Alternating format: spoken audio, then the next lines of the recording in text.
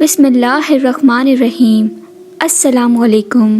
کہانی کی دنیا کو سننے والے دوستوں کو خوش آمدید۔ ویڈیو اپڈیٹس کے لیے چینل کو سبسکرائب کیجیے، بیل بٹن کو بھی ضرور پریس کیجیے گا۔ تو آئیے کہانی کی طرف چلتے ہیں۔ یہ کہانی ایک فیملی کی ہے جو اپنی بیٹی کو کھونے کے بعد ایک بچی گود لیتے ہیں، مگر انہیں یہ نہیں پتہ ہوتا کہ وہ بچی ان کی لائف ہمیشہ کے لیے بدل دے گی۔ آمنہ اور احسان ایک چھوٹے سے شہر میں اپنے 7 سالہ بیٹے کے ساتھ رہتے تھے۔ آمنہ کافی ڈپریس رہتی تھی کیونکہ ایک حادثے میں وہ اپنی بیٹی زویا کو کھو چکے تھے۔ اسی پریشانی کے رہتے ہوئے وہ کئی بار سوسائڈ کرنے کی بھی کوشش کر چکی تھی۔ آمنہ کی یہ حالت دیکھتے ہوئے احسان نے ایک بچی اڈاپٹ کرنے کا سوچا اور آمنہ کو لے کر ایک اورفیج پہنچا۔ اورفیج کے کیئر ٹیکر سے ملنے کے بعد آمنہ اور احسان مختلف بچوں سے ملنے لگے۔ تبھی ایک خوبصورت آواز نے ان کا دھیان اپنی طرف کھینچا اور وہ دونوں اس آواز کے پیچھے پیچھے ایک کمرے میں جا پہنچے، جہاں ایک 9 سال کی بچی اپنی خوبصورت آواز میں گانا گا رہی تھی اور ساتھ ہی پینٹنگ کر رہی تھی۔ اس کی پینٹنگ بہت ہی خوبصورت تھی۔ آمنہ اور احسان اس سے مل کے بہت خوش ہوئے کیونکہ وہ بہت معصوم اور کیوٹ تھی اور اس کا نام بھی زویا تھا۔ آمنہ کو اس زویا میں اپنی کھوئی ہوئی بیٹی نظر آئی اور دونوں نے فیصلہ کر لیا کہ ہم اس کو ہی اڈاپٹ کریں گے۔ ساری فارمیلٹیز پوری کر کے احسان اور زویا اپنے گھر لے آئے اس بچی کو۔ ان کا بیٹا سارم زویا کو دیکھ کے زیادہ خوش نہیں تھا، پر ان کو قریب لانے کے لیے آمنہ نے زویا کا بیڈ بھی سارم کے کمرے میں لگوا دیا۔ پہلا دن خوشی سے گزر گیا۔ اگلے دن سب ناشتہ کر رہے تھے پر زویا ان کے ساتھ موجود نہیں تھی۔ آمنہ اسے بلانے اس کے کمرے میں گئی تو اسے کمرے میں کچھ آوازیں عجیب آنے لگیں، جیسے بہت سارے لوگ مل کر بات کر رہے ہوں۔ آمنہ نے گھبرا کر زور زور سے دروازہ کھٹکھٹایا اور زویا کو آواز دی۔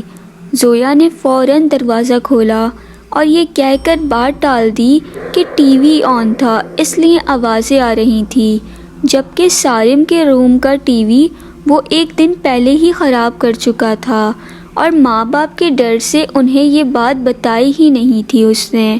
سب نے ناشتہ کیا، اس کے بعد احسان آفس اور سارم اسکول چلا گیا، جبکہ زویا یہ کہہ کر رک گئی کہ میرے سر میں درد ہے، میں آج ریسٹ کروں گی۔ یہ کہہ کر زویا اپنے کمرے میں چلی گئی۔ آمنہ گھر کے کام میں مصروف ہو گئی۔ کام کرتے وقت آمنہ کو کئی بار ایسا محسوس ہوا جیسے اس کا پیچھے کوئی کھڑا ہے یا کوئی اس پر نظر رکھ رہا ہے۔ کچھ دیر بعد آمنہ زویا کے لیے سوپ لے کر اس کے کمرے میں گئی تو زویا کو دیکھ کر زور سے چیخ اٹھی کیونکہ زویا کے کپڑے اور منہ خون سے بھرا ہوا تھا اور اس کے ہاتھ پیر خون سے سنے ہوئے تھے۔ آمنہ زور زور سے چلانے لگی۔ تبھی احسان اور سارم بھی آ گئے، پر زویا نے ایک دم بلی کو پیار کرتے ہوئے چومتے ہوئے رونا شروع کر دیا اور کہا کہ یہ بلی کھڑکی کے شیشے سے زخمی ہو کر مر گئی، اور اس نے بہت معصومیت سے اسے چومنے لگی اور افسوس کرنے لگی۔ اسی رات جب سب سو رہے تھے تو سارم کی آنکھ کھل گئی۔ اس نے زویا کو عجیب روپ میں وہی بلی کھاتے ہوئے دیکھا۔ سارم نہایت خوفزدہ ہوا اور زور زور سے چلانے لگا، پر زویا نے اسے کھڑکی سے دھکا دے کر نیچے گرا دیا۔ تبھی سارم کی آواز سن کر آمنہ اور احسان بھی آ گئے۔ زویا نے اسے بتایا کہ سارم کا پاؤں پھسل گیا اور وہ نیچے گر گیا۔ احسان آمنہ اپنے بیٹے کو فوراً ہاسپٹل لے گئے۔